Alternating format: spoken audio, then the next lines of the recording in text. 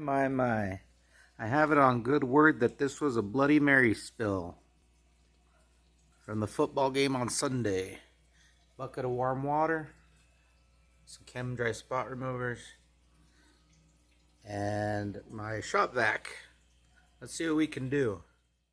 What we don't want to do is smear this in and grind it in to the carpet so much that we damage the carpet. We really just want to get some of this hot water and kind of break it up. I could have run the vacuum over it a little bit, but it's not really something that's going to vacuum up easily. So we're using the warm water and the warm rag to kind of soften this up and break it up a little bit. And we'll work on this heaviest spot right here. Underneath, you can see it's transferring up already.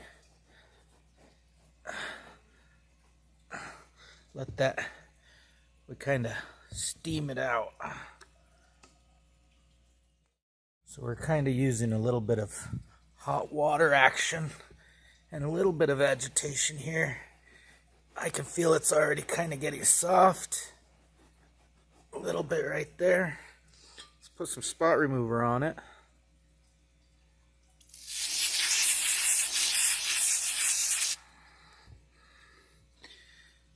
Do another little agitation here.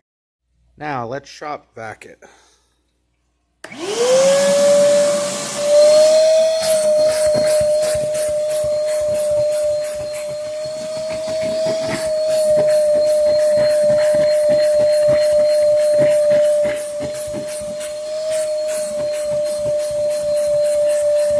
We're also getting regular dirt out of the carpet. We can kind of see that midway we got a lot of the good chunks out of there, or the heavier stuff. But we're going to go ahead and try and do the rest of this the same way. One last time, I've got a little fresh water, and I'm just going to get some of these little red spots here that I don't like with some of the spot remover.